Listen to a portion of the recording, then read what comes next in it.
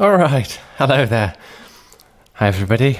I'm not sure where you are at the moment, but I am very much stuck inside here in my tiny little flat in El Cabanyal in Valencia. This used to be the most hipster neighborhood in Valencia, really, up until last week when everything got shut down just last Sunday. Not quite fun for most of us, but of course not quite as bad as it is for the thousands of doctors and nurses who are trying to keep things from taking a turn for the worse. Since I have some basic audio equipment here in my flat, I thought it would be a good idea to start doing some pre-bedtime reading every evening. Let's just wait one more minute, give the Spaniards a bit of time as well to tune in. Perhaps time to do the local supermarket forecast first. I'm expecting some heavy traffic around Mercadona tomorrow, around the pasta and rice section, around until 11 a.m. Empty shelves probably by 4 p.m. Consume very similar. Lidl probably slightly more organised in good German fashion. Weather should be okay tomorrow. Not that it matters, because you're not really supposed to go out anyway. All right, 21:32, I think we should be good to go. All right, so now that we have these very important messages out of the way, I think it's time for our story. Now, for starters, I've selected a reasonably short text, as I'm hoping that this lockdown won't be lasting for months. Today we will be reading the first chapter of Alice's Adventures in Wonderland by Lewis Carroll, written in 1865, so we're actually absolutely free to use and mould the source material as we see fit, but I suppose it's best to stick to the original text for now and not improvise too much. So I think we should dive straight in. Let me just check one more time in the YouTube comments whether the audio is coming through fine, but I think it will be. Just checked everything a few minutes ago. All right. I think we should get started. Everything seems to be going fine. There we are. There's 14 chapters, if I'm not mistaken, and today we will be going through chapter 1, which is titled Down the Rabbit Hole. It's not too long, only 7 or 8 A4 pages, so you should be ready for either bed, if you're very European, or ready for your dinner by 10 p.m, I presume. So here we go. Chapter 1, Down the Rabbit Hole. Alice was beginning to get very tired of sitting by her sister on the bank and of having nothing to do. Once or twice she had peeped into the book her sister was reading, but it had no pictures or conversations in it. And what is the use of a book, thought Alice, without pictures or conversations? So she was considering in her own mind, as well as she could, for the hot day made her feel very sleepy and a bit stupid, whether the pleasure of making a daisy chain would be worth the trouble of getting up and picking up the daisies, when suddenly a remarkable event happened. A white rabbit with pink eyes ran close by her. Now, there was nothing so very remarkable in that, nor did Alice think it so very much out of the way to hear the rabbit say to itself, oh dear, I shall be late." But when the rabbit actually took a watch out of its waistcoat pocket and looked at it, and then hurried on, Alice started to her feet, for it flashed across her mind that she'd never before seen a rabbit with either a waistcoat pocket or a watch to take out of it, and burning with curiosity, she ran across the field after it, and fortunately was just in time to see it pop down a large rabbit hole under the hedge. In another moment, down went Alice after it, never once considering how in the world she was to get out again. The rabbit hole went straight on like a tunnel for some way, and then dipped suddenly down. So suddenly that Alice had not a moment to think about stopping herself before she found herself falling down a very deep well. Either the well was very deep, or she fell very slowly, for she had plenty of time as she went down to look about her and to wonder what was going to happen next. First, she tried to look down and make out what she was coming to, but it was too dark to see anything. Then she looked at the sides of the well and noticed that they were filled with cupboards and bookshelves. Here and there she saw maps and pictures hung upon pegs. She even took down a jar from one of the shelves as she passed. It was labelled orange marmalade, but to her great disappointment, it was empty. She did not like to drop the jar for fear of killing somebody underneath, so she managed to put it into one of the cupboards as she fell past it. Oh well, thought Alice to herself, after such a fall as this, I shall think nothing of tumbling downstairs. How brave they will all think of me at home. Why, I wouldn't say anything about it, even if I fell off the top of the house, which was very likely true. Down, down, and down. Would the fall never come to an end? I wonder how many miles I've fallen by this time, she said aloud. I must be getting somewhere near the centre of the earth. Let me see, that would be 4,000 miles down, I think. For, you see, Alice had learned several things of this sort in her lessons in the schoolroom, and thought that this was not a very good opportunity for showing off her knowledge, as there was no one to listen to her. Still, it was good practice to say it over. Yes, 4,000 miles, that's about the right distance. But then I wonder what latitude or longitude I've got to. Alice had no idea what latitude was, or longitude either, for that matter, but she thought they were very nice, grand words to say. Presently, she began again. I wonder if I shall fall maybe right through the earth.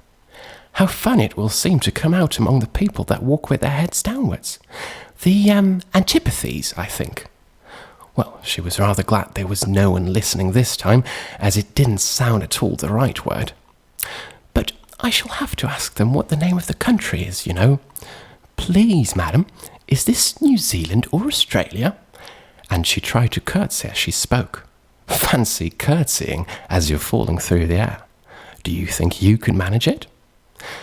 And what an ignorant little girl shall think me for asking. No, it will never do to ask. Perhaps I shall see it written up somewhere. Down, down, and down. There was nothing else to do, so Alice soon began talking again. Dinah will miss me very much tonight, I should think. Dinah was the cat. I hope they will remember her saucer of milk at tea time. Oh, Dinah, my dear, I wish you were down here with me.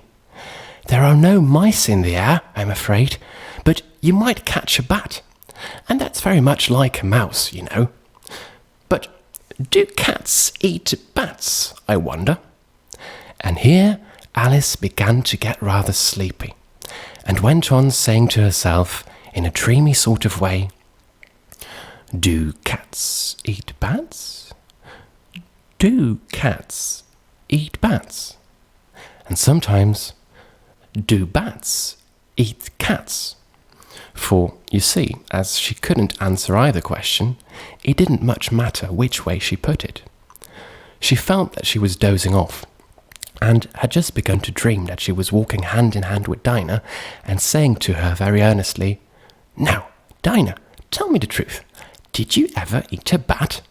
When suddenly, boom, boom, down she came upon a heap of sticks and dry leaves, and her fall was over. Alice was not a bit hurt, and she jumped up on her feet in a moment. She looked up, but it was all dark overhead. Before her was another long passage, and the White Rabbit was still in sight, hurrying down it. There was not a moment to be lost.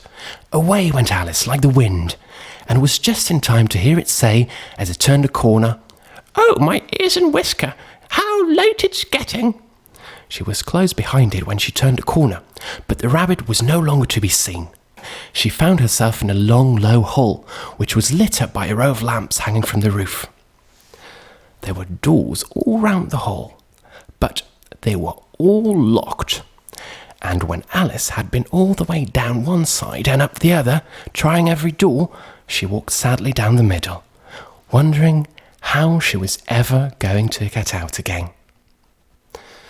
Suddenly, she came upon a little three-legged table, all made of solid glass. There was nothing on it, except a tiny golden key. And Alice's first thought was that it might belong to one of the doors of the hall. But, alas, either the locks were too large, or the key was too small, but at any rate, it would not open any of them. However, on the second time round, she came upon a low curtain she had not noticed before, and behind it was a little door about 15 inches high.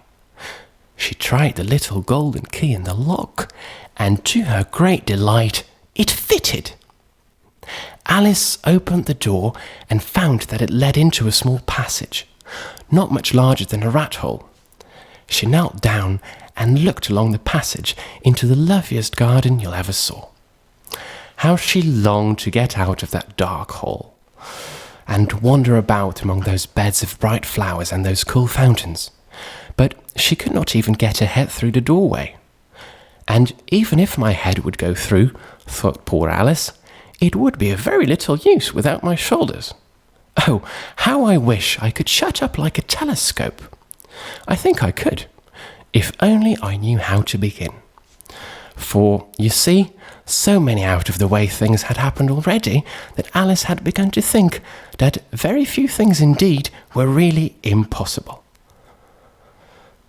There seemed to be no use in waiting by the little door, so she went back to the table, half hoping she might find another key on it, or at any rate a book of rules for shutting people up like telescopes. But this time she found a little bottle on it, which certainly was not here before, said Alice, and round the neck of the bottle was a paper label, with the words "Drink me" beautifully printed on it, in large letters. It was all very well to say "drink me," but the wise little Alice was not going to do that in a hurry. "No, I will look first," she said, "and see whether it's marked poison or not." For she had read several nice little histories about children who had got burnt and eaten up by wild beasts and other unpleasant things, all because they would not remember the simple rules their friends had taught them, such as that a red-hot poker would burn you if it held you too long, and that if you cut your finger very deeply with a knife, it usually bleeds. And she had never forgotten that if you drink much from a bottle marked poison, it's almost certain to disagree with you sooner or later. However, this bottle was not marked poison, so Alice ventured to taste it, and, finding it very nice, it had, in fact, a sort of mixed flavour of cherry tart, custard, pineapple, roast turkey, toffee, and maybe also hot buttered toast, and she very soon finished it off. "What a curious feeling," said Alice. "I must be shutting up like a telescope." And so it was indeed. She was now only 10 inches high, and her face brightened up at the thought that she was now the right size for going through the little door in that lovely garden. First, however, she waited for a few minutes to see if she was going to shrink any further. She felt a little nervous about this. "For it might end, said Alice to herself, "in my going out altogether, like a candle. I wonder what I should be like then." And she tried to fancy what the flame of a candle is like after the candle is blown out, for she could not remember ever having seen such a thing. After a while, finding that nothing more had happened, she decided on going into the garden at once. But alas for poor Alice, when she got to the door, she found out she had forgotten the little golden key. And when she went back to the table for it, she found she could not possibly reach it. She could see it quite plainly through the glass, and she tried her best to climb up one of the legs of the table, but it was just too slippery. And when she had tired herself out with trying, the poor little thing sat down and cried. "Oh, come on, there's no use in crying like that," said Alice to herself rather sharply. "I advise you to leave off this minute." She generally gave herself very good advice, though she very seldomly followed it, and sometimes she scolded herself so severely as to bring tears into her eyes. And once she remembered trying to box her own ears for having cheated herself in a game of croquet she was playing against herself, for this curious child was very fond of pretending to be two people. "But it's no use now," thought poor Alice, "to pretend to be two people. Why, there's hardly enough of me left to make one respectable person." Soon her eye fell on a little glass box that was lying under the table. She opened it and found in it a very small cake, on which the words "Eat me" were beautifully marked. "Well, I'll eat it," said Alice, "and if it makes me grow larger, I can reach the key. And if it makes me grow smaller, I can creep under the door. So, either way, I'll get into the garden, and I don't care which happens." She ate a little bit, and said anxiously to herself, "Which way, holding her hand on the top of her head to feel which way it was growing, and she was quite surprised to find that she remained the same size. To be sure, this generally happens when one eats cake, but Alice had got so much into the way of expecting nothing but out-of-the-way things to happen that it seemed quite dull and stupid to go on in the common way. So she set to work and very soon finished off the cake. All right, that was actually already it for chapter 1. Just going to scroll through the comments for a little while. Okay, I think that all came through very, very well. I'm hoping to see you all again tomorrow night for chapter 2, The Pool of Tears.